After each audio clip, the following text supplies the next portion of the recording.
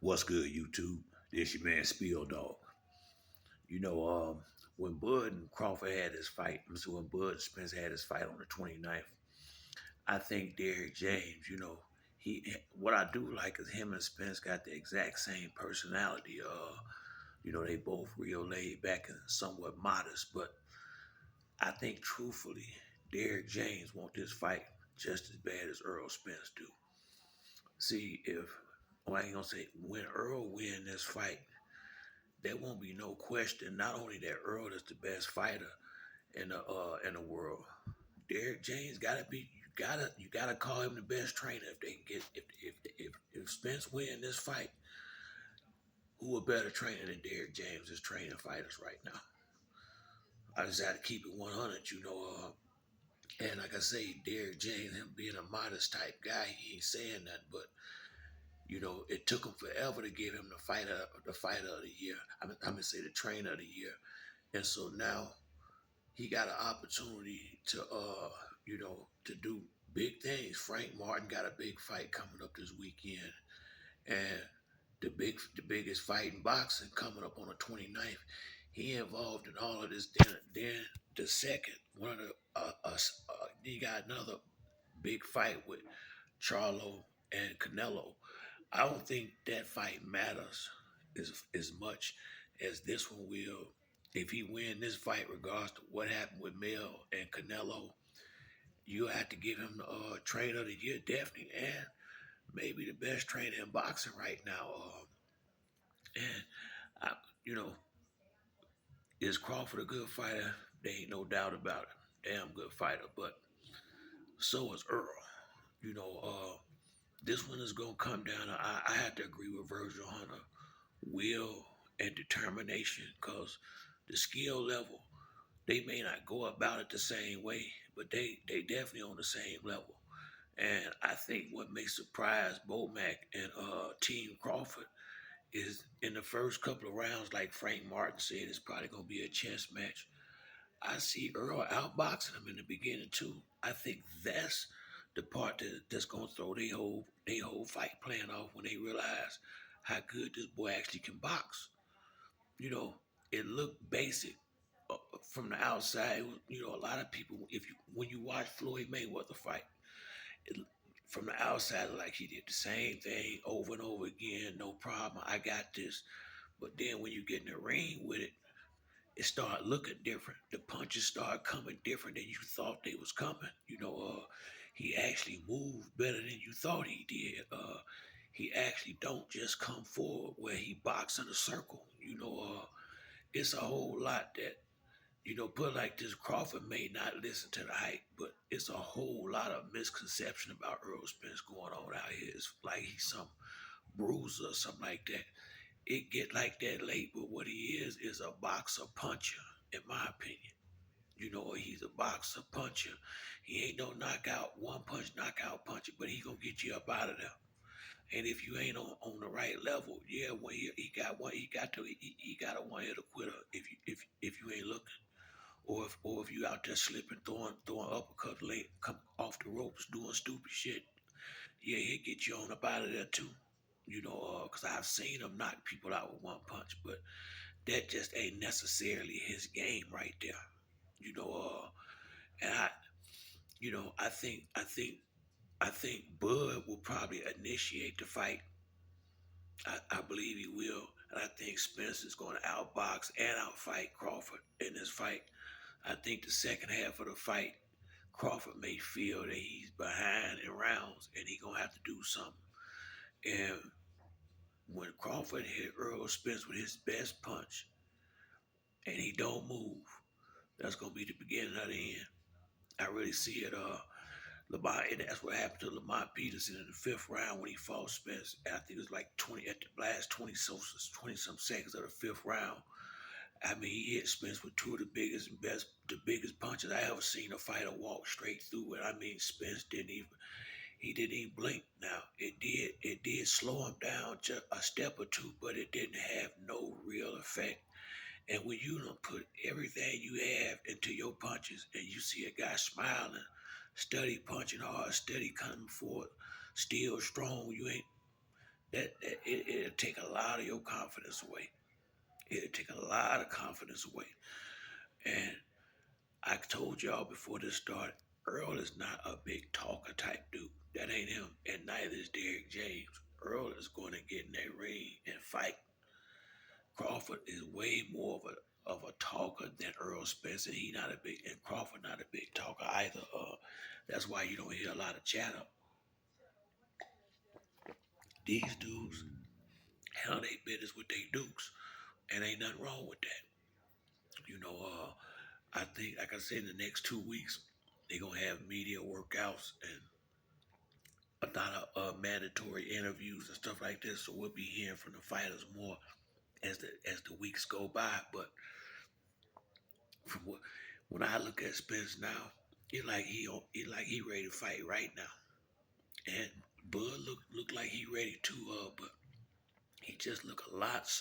His body frame is so much smaller than Errol's. I just see it getting real in there.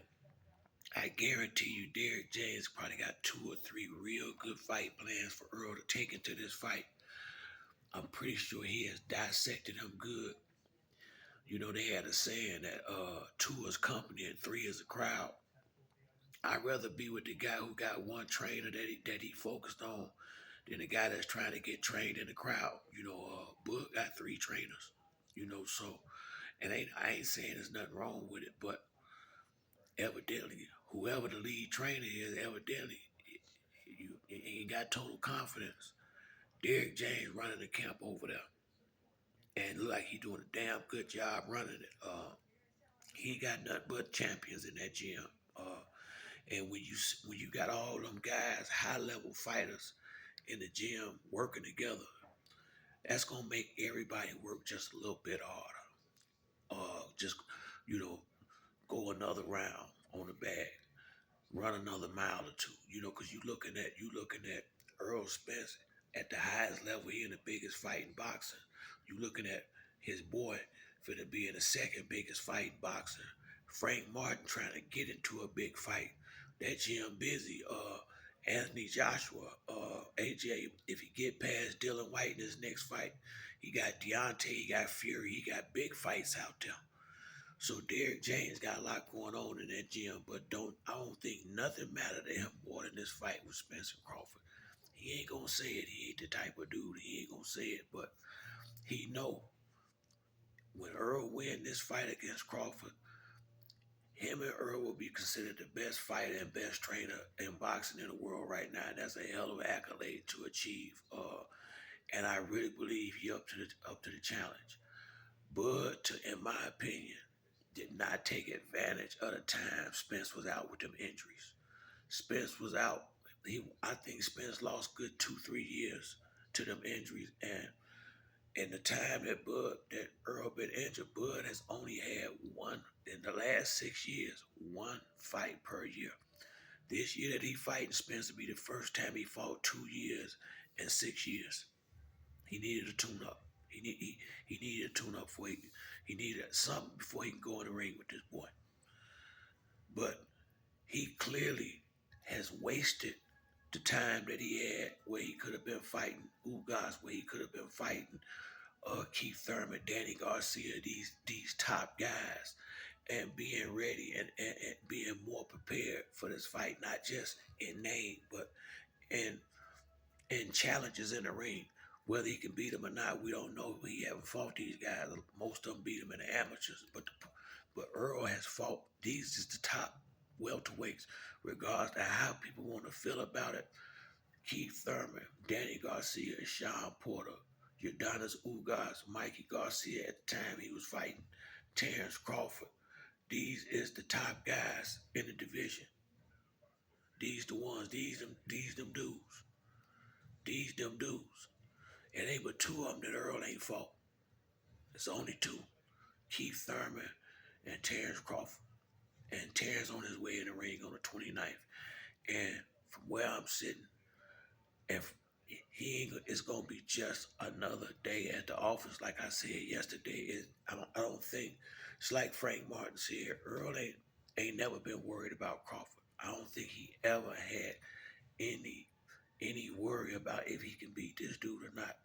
It was just doing it at the right time for the right reason. Those belts, to be undisputed, and the time is right now.